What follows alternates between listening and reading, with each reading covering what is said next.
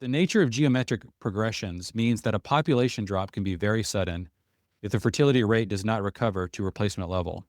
When fewer children are born, fewer future parents are available to raise the next generation, and so on. In South Korea, the country with the world's lowest total fertility rate at 0.7, the number of babies born in 2100, that's just about, 75 years from now, is on track to be 93 to 98% lower than the number of babies born this year. 93 to 98% lower. No disease or invading army has ever managed to destroy a country so thoroughly. And the word that springs to my mind when contemplating such an event is biblical. The question that preoccupies me is this one. Is it possible that there is indeed a God and that he does not want us to be modern?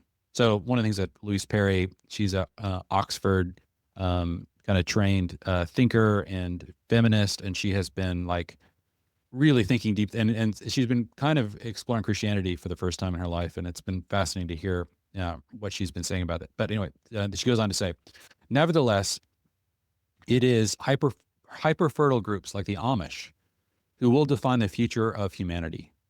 The world they create will look quite different from our own, but I suspect that it will look neither post-apocalyptic nor techno-utopian.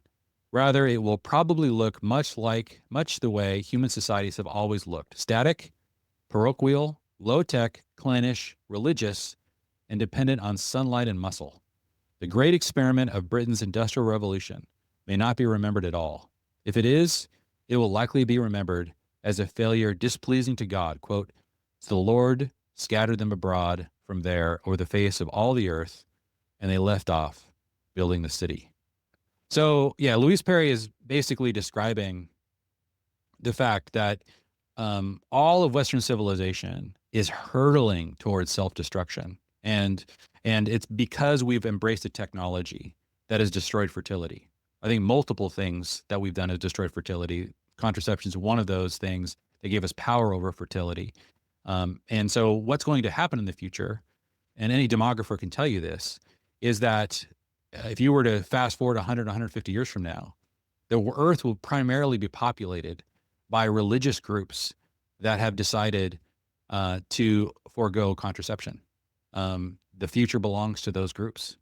And it is ironic that when you look at the Tower of Babel that she's referring to, it was the technology of the brick that created this rebellion against God, that God then came and said, I'm going to have to take away this technology, because as God says in Genesis 11, if this continues, nothing will be impossible for them.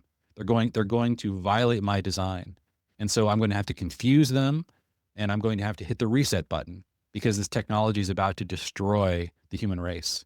And Louise Perry is saying basically, we're going to have our own Babel moment. We're kind of living in it right now. That would be so crazy.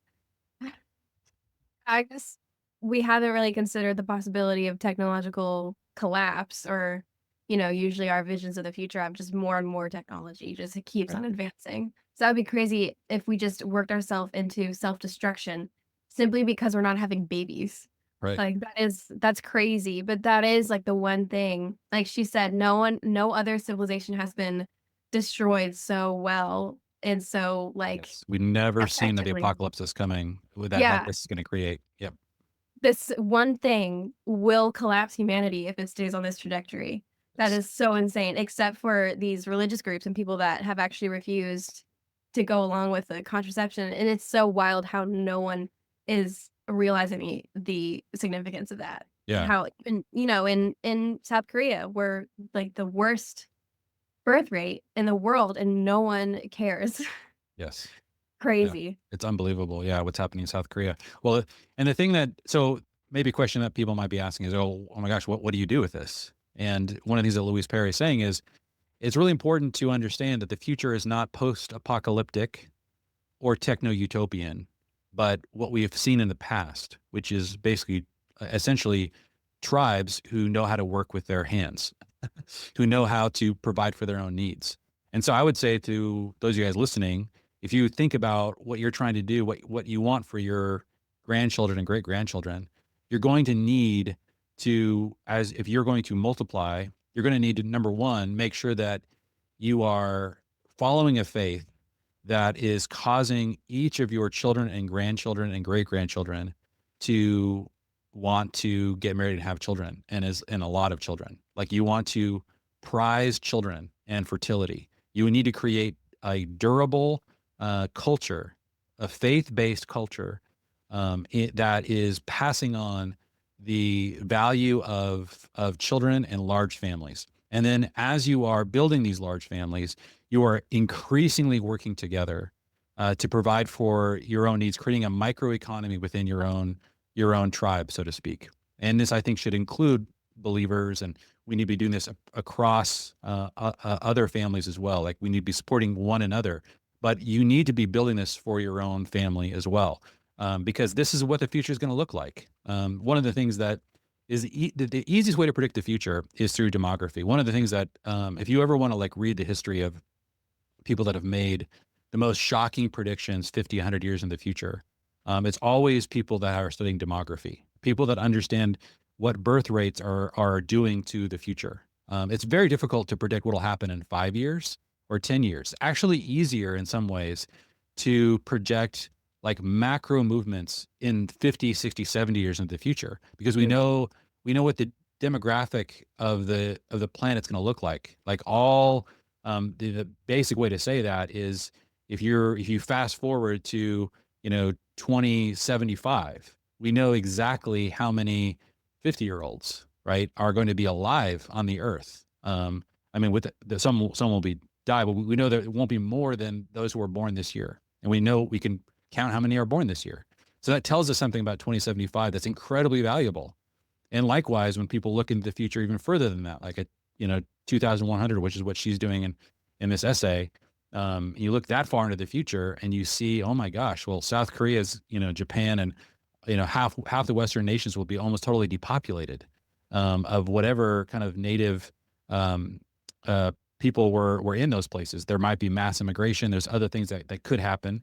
But that itself, we're seeing this kind of population collapse happen even in the developing world now. So crazy times. But yeah, I love to dive into just kind of taking a big step back and just marveling at God's design. And one of the things I just want to really encourage Christians to do is and I think that when you described, Sydney, what your fiance said, I think that is the ultimate message, is we have to decide to put trust in God and his word over human planning. We have to understand that we don't know much about what we should value. We don't know much about the future. There's a lot of things we don't understand. And so one of the things that we need to declare in humility is we need to declare that we trust God and his ways. And so when you hear all these movements and all these changes and all these technologies, and you look at these things and you're like, is this ultimately a good thing? Like, we need to trust in the Lord and trust in what his word says. And if what you're doing is increasing your trust, then I think that's a trajectory you need to really embrace. And that trust is not an abstract idea. That is trust in a personal God as revealed in the pages of Scripture. And so that's why I think as culturally explosive and crazy as even having a conversation about the problems with contraception is, this should not be crazy at all. This is the time to have this conversation.